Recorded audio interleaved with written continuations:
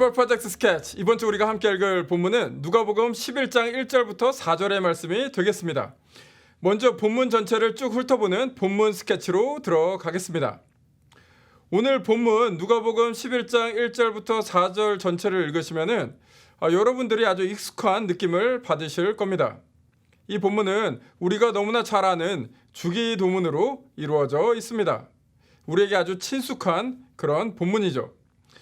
그러나 오늘 누가복음 11장 1절부터 4절을 읽으실 때 고개를 약간 갸우뚱하게 될 것입니다. 주기도문은 맞는 거는 같은데 내가 알고 있던 그 주기도문은 아닌 것 같네? 라고 그렇게 질문을 하실 겁니다. 우리가 평소에 알고 있는 주기도문은 마태복음 6장 5절부터 13절을 기반으로 하고 있죠. 그래서 누가복음 주기도문, 이 마태복음 주기도문 차이가 있습니다. 그럼 그 차이가 무엇일까요? 일단 그 길이가 차이가 있습니다. 마태복음 주기도문은 누가복음 주기도문보다 더 깁니다. 길다는 것은 누가복음 주기도문에 비해서 어떤 말들이 첨가가 되어 있습니다. 간략하게 얘기해서 누가복음의 주기도문이 더 간결하죠. 두 번째 다른 점은 맥락이 다릅니다. 마태복음에서는 그 주기도문이 예수님의 산상수훈 중간에 나옵니다. 마태복음 주기도문은 위선적인 기도, 중언부언하는 기도와 반대가 되는 그런 기도의 올바른 표본으로 예수님께서 말씀하시죠. 그리고 사역 시기적으로 봐서 예수님 사역 초기에 마태복음 주기도문이 등장하게 됩니다.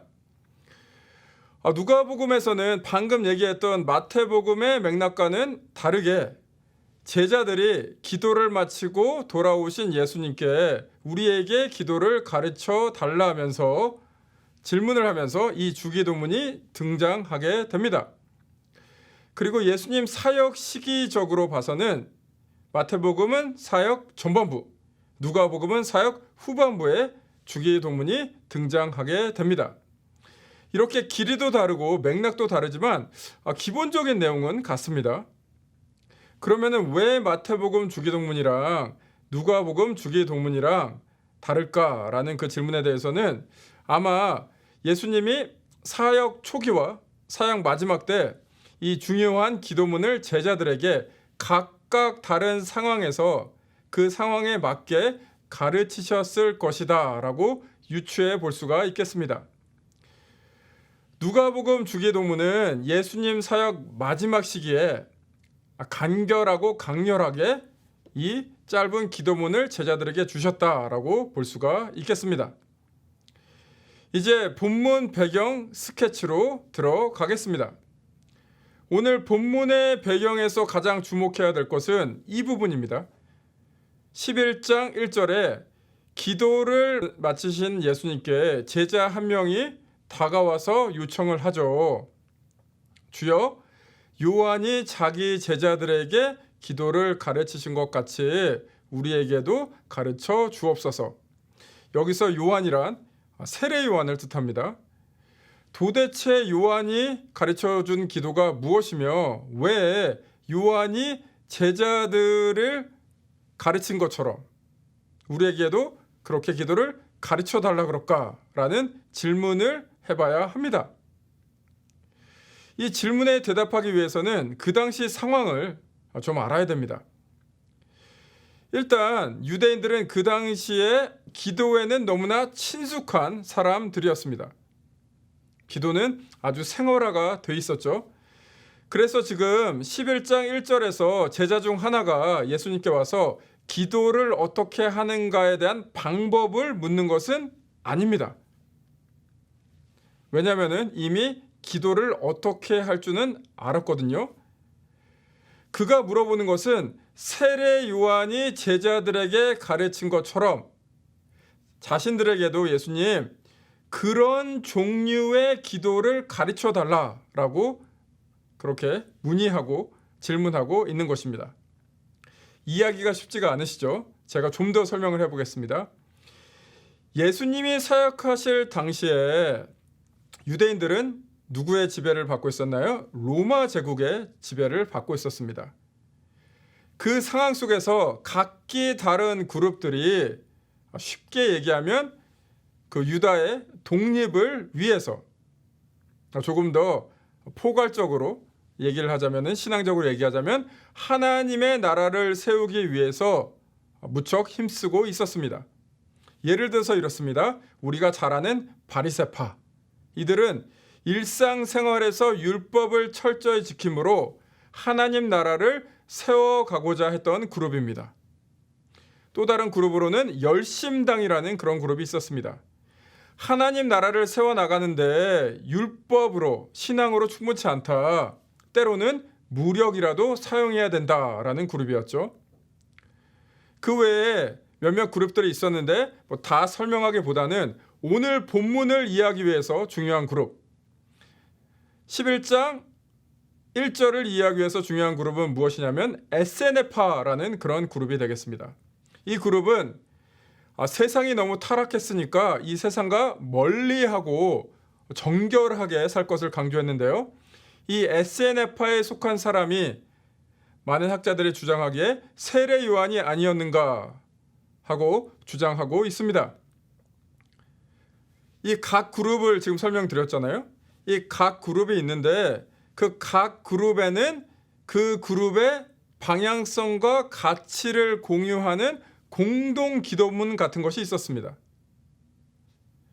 그래서 그 에세네파에 속한 세례 요한도 세례 요한의 제자들에게 가치를 공유할 수 있는 기도문, 삶의 방향을 가르쳐주는 기도문을 가르쳐 주었던 것입니다.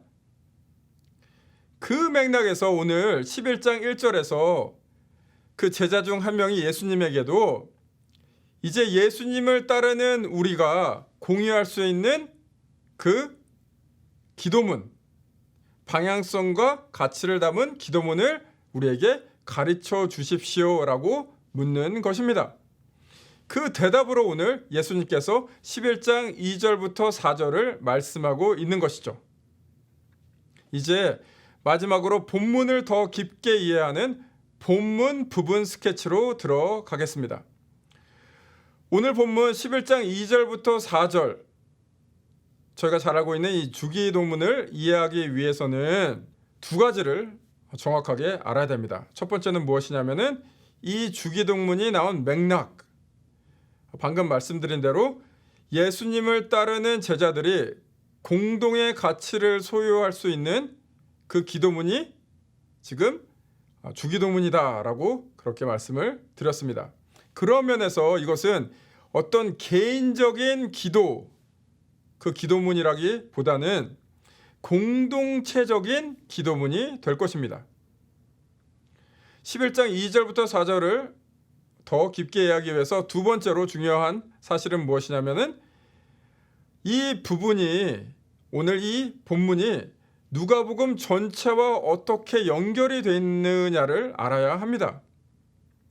지금 본문 11장에서 예수님은 예루살렘으로 향해서 가시고 계십니다.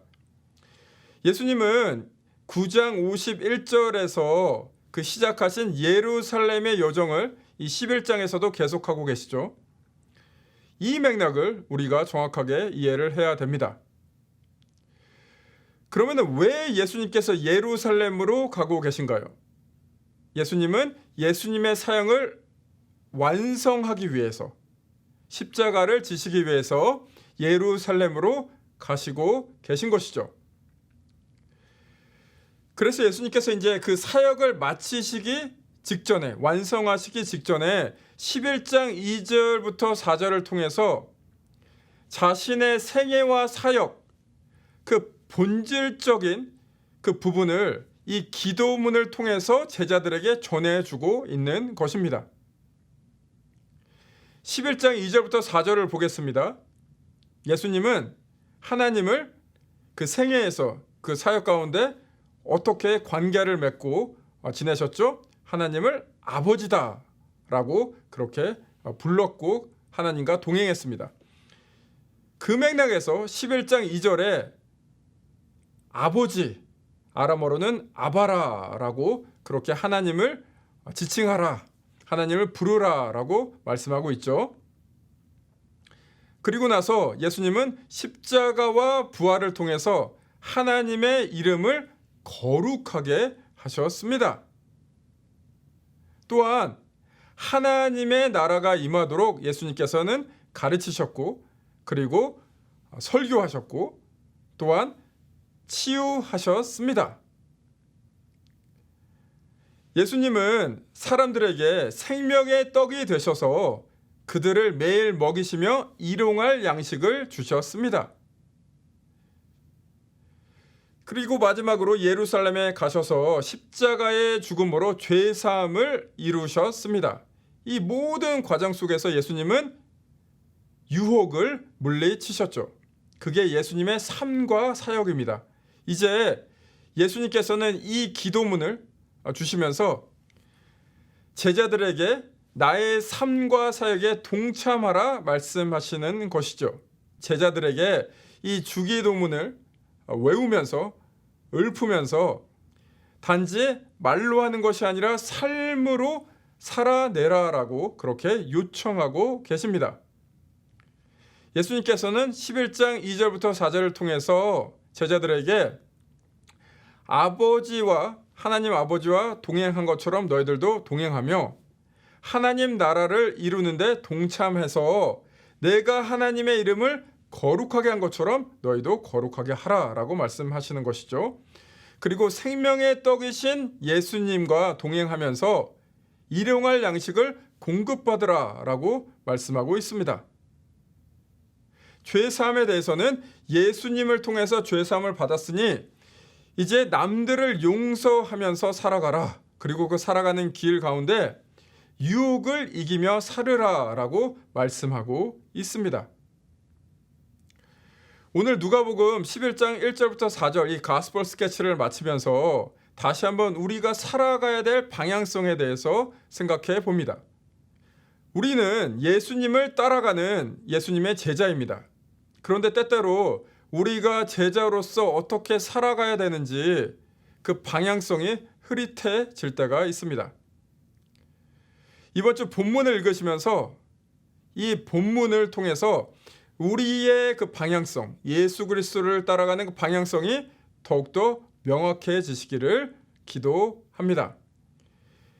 이 말씀을 통해서 주일날 설교를 들으실 때, 하나님 말씀을 들으실 때 그 예수님을 따라가는 길이 더욱더 예수님 안에서 풍성해지고 은혜가 넘치기를 간절히 기도합니다.